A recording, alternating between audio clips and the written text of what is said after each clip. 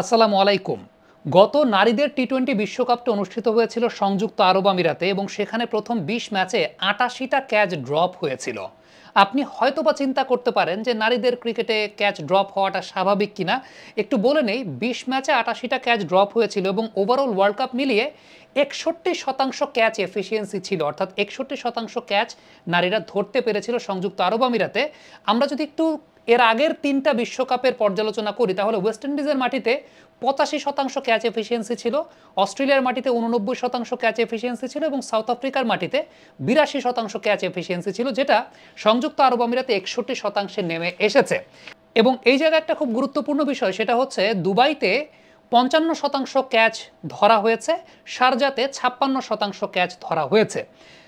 আবুধাবির মাটিতে একটু বেশি ক্যাচ ধরা হয়েছে, কিন্তু আবুধাবির তুলনায় শারজা বলেন কিংবা দুবাইতে প্রচুর সংখ্যক ক্যাচ ড্রপ হয়েছে। আবার আবুধাবিতে যে ক্যাচ ড্রপ হয় না বিষয়টা সেরকম না, আবুধাবিতেও ক্যাচ ড্রপ হয়। মানে সংযুক্ত আরব আমিরাতে সামগ্রিকভাবে আপনি যদি চিন্তা করেন যে অন্য যে কোনো ভেন্যুর চাইতে ক্যাচ ড্রপ হয় অনেক বেশি রাতের বেলা। এখন এক্ষেত্রে দুইটা কারণ কমেন্টেটররা উল্লেখ করেছিলেন এবং সেটা নিয়ে অনেক গবেষণা হয়েছে পরবর্তী সময়ে আসলে কেন সংযুক্ত আরব আমিরাতে এত ক্যাচ ড্রপ হয়। প্রথমত দুবাই স্টেডিয়ামের যে বিষয়টা, সেই বিষয়টা হচ্ছে দুবাই স্টেডিয়ামের যে ফ্লাড লাইট সেটা কিন্তু ring of fire. Ring of fire বলতে হচ্ছে আপনার স্টেডিয়ামের চারপাশে একদম একটা সার্কেলের মধ্যে খণ্ড খণ্ড খণ্ড খণ্ড এলইডি লাইট বসানো, যেগুলো আসলে বল যখন উপরে উঠে একজন ফিল্ডারের চোখের খুব কাছাকাছি সেই লাইটটা থাকে বা একদম আই লেভেলের মধ্যে সেই ফ্লাড লাইটগুলো থাকে, যেগুলো আসলে এলইডি লাইট, যেটা একটা ডিস্টারবেন্স ক্রিয়েট করে। ইভেন শারজা স্টেডিয়ামের যে লাইটগুলো সেগুলো ইদানিংকালে এলইডি লাইট প্রতিস্থাপন করা হয়েছে এবং যেগুলো আলটিমেটলি একজন ফিল্ডারের দৃষ্টিসীমার মধ্যে থাকে, যেটা অনেক বড় প্রবলেম ক্রিয়েট করে। আবুধাবির ক্ষেত্রে ব্যাপারটা সেরকম হয় না বা ফ্লাড লাইট অত বেশি দায়ী না।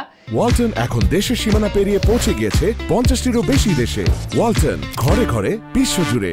আবুধাবির ক্ষেত্রে যে বিষয়টা আসলে কাজ করে, সংযুক্ত আরব আমিরাতে প্রচণ্ড পরিমাণের গরম থাকে, গরমের একটা ফ্যাটিক তৈরি হয় এবং সেই সঙ্গে ডিউ ফ্যাক্টর একটা অনেক বড় প্রবলেমের জায়গা ক্রিয়েট করে।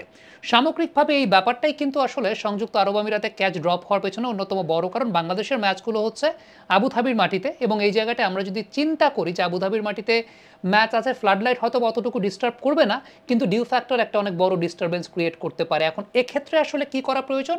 আমাদের প্র্যাকটিস সেশনগুলো কিন্তু আমরা দেখতে পাচ্ছি সিলেটে এখন যে প্র্যাকটিস সেশনগুলো হচ্ছে রাতের বেলা হচ্ছে, ফিল্ডিংয়ের উপর বেশি বেশি করে জোর দেওয়াটা কিন্তু খুব গুরুত্বপূর্ণ। একটা তো ফ্লাড লাইটে ক্যাচ ধরা, আর একটা হচ্ছে ডিউ ফ্যাক্টরের মধ্যে ক্যাচ ধরার এফিসিয়েন্সিটা বৃদ্ধি করা। সংযুক্ত আরব আমিরাতে এশিয়া কাপের মতো মঞ্চে আপনার আবুধাবিতে খেলা হোক কিংবা শারজাতে খেলা হোক কিংবা দুবাইতে খেলা হোক, ক্যাচিং একটা অনেক বড় ফ্যাক্টর হিসেবে কাজ করতে যাচ্ছে এবং সেই ক্যাচিংয়ের জায়গাটায় ডেফিনেটলি বাংলাদেশের এফিসিয়েন্সি বিল্ড আপ করার একটা খুব গুরুত্ব বহন করছে এবং সেই জায়গাটা আমার কাছে ব্যক্তিগতভাবে মনে হয় যে বাংলাদেশ টিম তাদের প্র্যাকটিসে এই ক্যাচিং দক্ষতা নিয়ে বেশি বেশি করে কাজ করবে। কমেন্ট বক্সে আপনাদের মন্তব্য মতামত জানতে চাই।